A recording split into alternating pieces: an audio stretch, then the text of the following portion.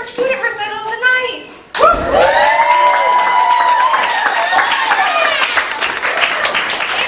They've been working really hard for weeks. It's our level 1 students, so this is their first show together. So exciting. Let's sound like a million people for them. Here we go.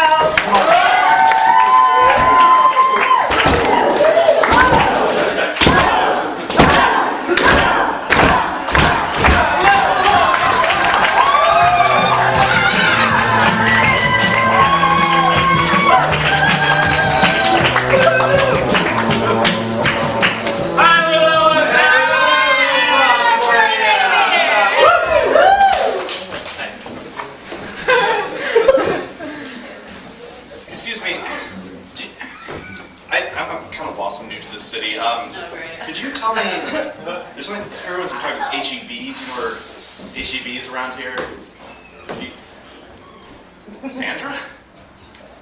Oh my gosh, when did you move here? Oh gosh. I've seen you since high school. Where have you been? Look, I don't know what you want from me, Steve. I changed my phone number, I changed my email, I fucking moved, okay? Well, Sandra, all I wanted to know from you was, well, I was going to go to HEB, but hey, why don't we get some lunch or something?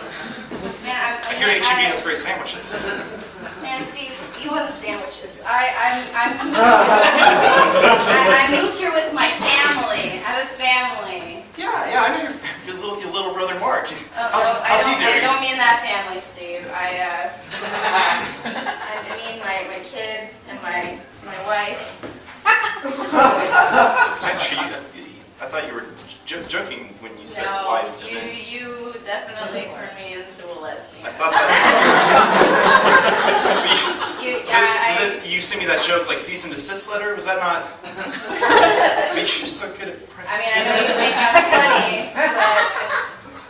You know, I was really avoiding this conversation. That's why I moved and changed my phone number and changed my email and got off of Facebook because you were persistent with those messages. You haven't been checking out on Foursquare. I thought something was wrong. Darn it, yes. How's the relationship going then? It's pretty great. Now that I know that I like the poon.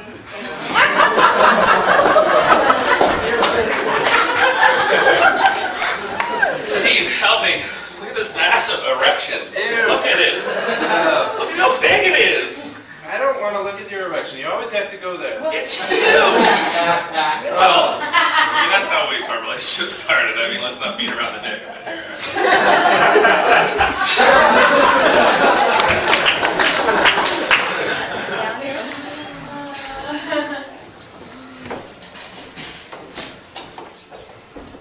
So I know whenever you told me that it was going to be a morbid job, I didn't really think that being a grave excavator was going to be this gruesome. Well, it's a dirty job. It's a dirty, bloody, gruesome job. That was in the job description. But in our first interview, you did say that you can't read, so... Well, you know, reading wasn't a requirement. No, it isn't. You're right. You're right. But then again, how would you know that? You can't read. Yeah, So I'm going to let it slide this time, but next time I'm going to have to write you up. I can't read it. How am I going to know what I'm in trouble for? Well, do you have like a friend, a neighbor, or someone that helps you cross the street?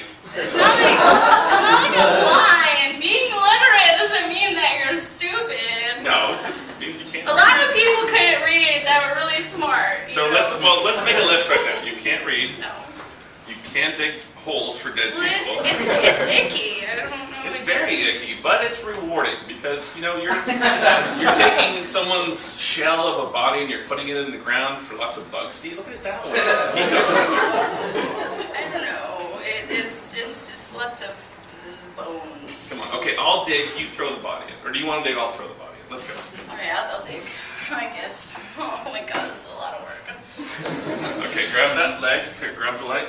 Oh. I feel like we're gonna eat some chicken. Yes. That's probably not a good visual to have. That was in the handbook, and unfortunately... I have a weird relationship with food. Do tell. Well, I wrote it on it's on my resume. Maybe You didn't read it, but Well, I'm in a Food Eaters Anonymous. I'm giving up my anonymity here, but I'm in the meetings, you know. so what is a Food Eaters Anonymous?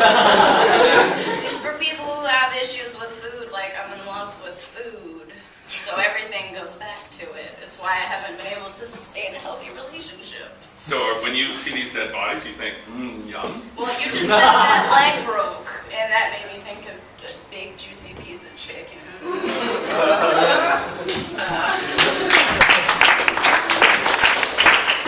Son, come in here real quick. What's wrong, Dad? Well, son, I was in your room, and I saw the movie Ants. You know, the Woody Allen animated film? Yeah, the one with Sylvester Stallone and Sharon Stone. It's the one. That's the one that you gave me for my birthday. Look, I'm 40 years old, Dad. I know I gave it to you, but look. You're 40 years old, and I thought I could trust you. We've always been a Pixar family. I wanted to see if you knew the real stuff. If you saw other animation in the way, you'd toss it out. It was still in your room, and it looked like you would watch Your it. grandson's graduation is tomorrow. And we just need you to come and... we just need you to just sit in the audience and don't make a scene. I can't. It's so hard for me not to make a scene. This conversation, I just wanted to make a scene about the movie. I just want to make a scene about everything, and I don't know how to stop it. Son, you're always so calm and composed. Why can't I stop making scenes? Why can't I stop making scenes? Whoa. Okay. I know, Dad, that it's been a very tough year, and that Mom is going through her surgery.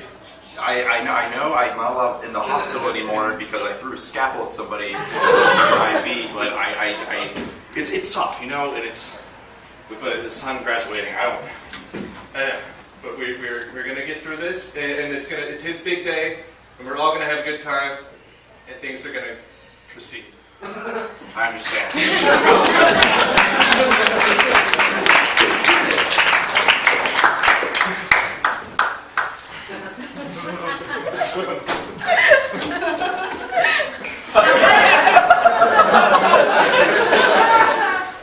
Hey, Tommy, what's up? Oh man, I was just skating on through, and I saw you with your yo-yo again. Yeah? Don't you know this is my territory? Can't be skating through here every day. I'm gonna whack you with this yo-yo if you keep coming through here. What happened to your place? You were behind the jungle gym, weren't you? They kick you out of there too? You couldn't handle it. You know, I'm so tired of all of your shit talking, Dave.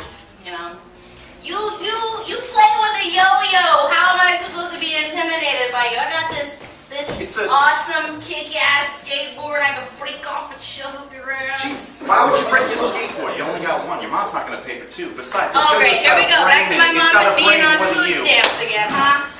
Back to my mom having one of those Obama cell phones. She can't. Okay, whatever. I've heard them all, man. You can't say anything that's gonna tear me down. That's why this is my territory now. Yeah, that's what I came over here to tell you. Wait, you're just gonna take my territory? Oh, I'm gonna take your territory. Hey, okay. How about this? Does that not do anything for you? Look how fast I can get it back up. Does that freak you out? Kind of turns me on a little bit. Well, yeah, that's what I've been trying to use to pick up chicks. I'm getting a little more bubble gum, if you know what I'm saying with it. Well, you're giving me a dude boner, because I'm a dude. Is that what you wanted from me? I still don't know what a boner is. I've been talking about that with some classmates. I don't know what that is. You gotta read some Playboy. You seem like you know a lot more than me. Why don't we take Yeah. this territory together? We rule it as friends, as Alright, brothers. I've seen The Godfather. I know this could go badly if we don't. My mom won't let me watch The Godfather, but that sounds pretty cool. It is. Tell you what, let's go find a rusty can and we'll shake on it and cut Alright, I'm ourselves. gonna go home and get a Playboy. Aye.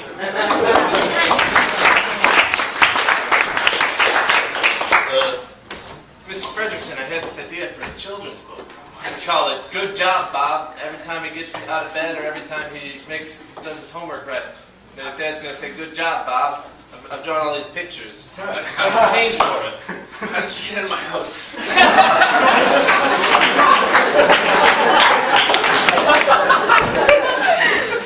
I know that you publish children's books. And I've been following you online. I mean, we have a relationship. You retweeted me last week. There's a role of protocol we go with. You don't just show up at someone's house. I know, but I had Did this you- other idea called mouse arrest. How long have you been here? That's a good idea. How long have you been here? Did you just see me in the What time is it now? computer with the... No? Okay. All right, yeah. Okay. Woo! I feel relaxed. So mousetrap. Is that what it is? No, mouse arrest. It's going to be where the mouse is in charge of the kids when parents go away. You put the parents leave. Okay, mouse, you make dinner, and then the mouse, the kids never listen.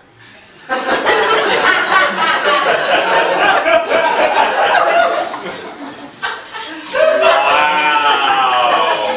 Holy shit! I know it's gonna totally take off. I've written like 4 series. It's like the mouse goes on vacation, and then they put the mouse on a boat, and then the mouse buys a gun, and the mouse takes a hostage. I'm a little scared, and I'm gonna admit it. I had some tequila. I'm slightly aroused.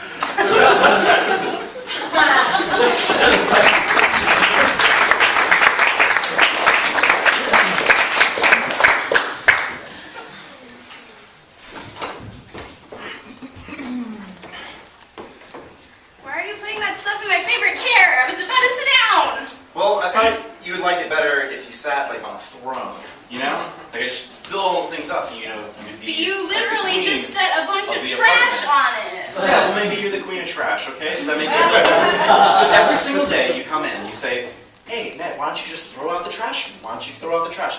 Well, maybe you're the king of trash, huh? How about I'm that? not the one with throwing the trash, okay? You made that throne.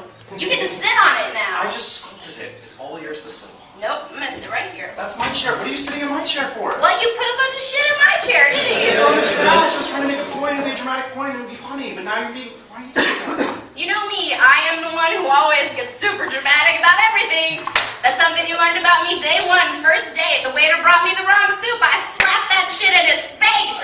We got thrown out. It was... He got third-degree burns on his face. That was pretty cool. I know. I don't know, like when I read on your match description that you said you were like that, I just thought it would be like kind of a quick thing. But No, I that's watch a lot of Grey's Anatomy. Well, maybe we could just switch chairs for a little bit, you know? Maybe I could be the dramatic one. You could like try to solve problems, you know? Okay. You think that could be like something we do? Like maybe once every week, like all start a big fight in a restaurant, and then next week, like you could start the fight, and like we could just do it that way. It's like natural born rude people. Well, it is what our counselor said we should try some role playing. Okay. Hey, why don't we do some like? Why don't I be a guy from a restaurant, and you're like really rude to me? Oh yeah. You wanna try that out? Okay. Okay. Yeah. Safety word, same as always. Yeah. Potato. Oh.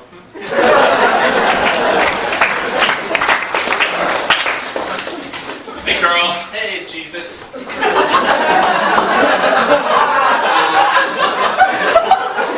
I'm glad you're here. Let me to talk to you about this.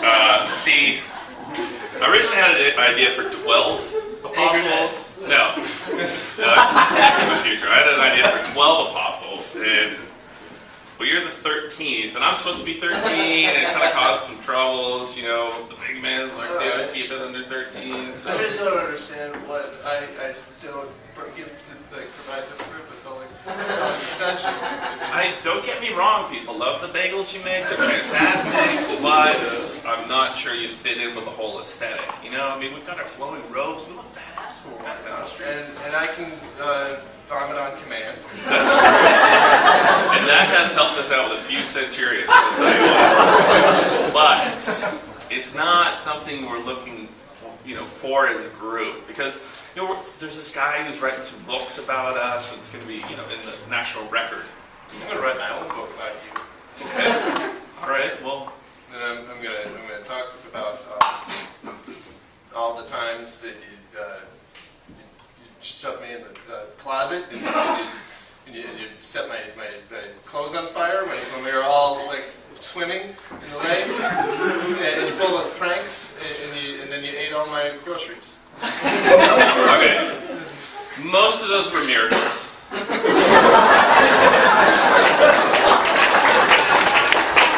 Only one of them was out of spite. And I apologize. Carl, you're a good man. You're going to make the next guy a great apostle. I'm sure there's going to be someone that's going to come down that's going to... You know, my cousin John the Baptist, he's a great guy. My brother Judas, he's a pretty good fella. He's a good fella. He knows people too. So, hold on 1 second. Can we make it 14? Can we make it 14? Okay, we're good. 14. All right, cousin Big Dog.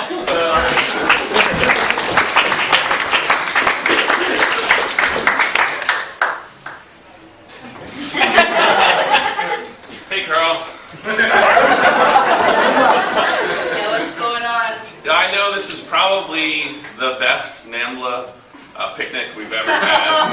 Yeah, there's some real talent out there. Yeah, we have a lot of people from all over the world. And I spoke to a guy from Belgium, and he said, "Then why don't we call it WAMBLA? Because he's not from North America, so like the North American Man-Boy Love Association, but they were like the World Association of Man-Boy Lovers our charter Association." would be a lot bigger if we made it world. And think, oh my gosh, you don't know how much I wanted to get. A little fortune cookie. You know what I'm saying? Fortune cookie. A little taste. Yeah. Man, I remember my first fortune cookie. What about your first little Belgian waffle? That How was sweet good. was that? That was good. Remember back in 2001, we were doing the French toast thing, but then we had to do Liberty toast? Yeah, I feel like we were at a IHOP for a little while. Then they made it all about America, and then I didn't anymore. Yeah, it was horrible. Yeah. I think I'm with you on this change. And I don't know, Wambla. Wambla. Wamble.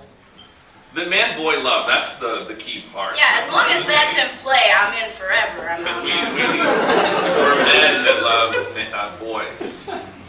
Like, but I tell people that and they get me confused with, like, a lover of boys to men. There's nothing wrong with it. No, I mean, it's not like they're not talented, okay? We like the first part of the band. We don't like when the transition. Yeah, we don't want them to become men. It's like puppies. Why can't they say puppies forever? Right. Puppies to dogs. Shitty band. Boys to men? Okay. Boys, yeah. If But it was boys. boys to boys.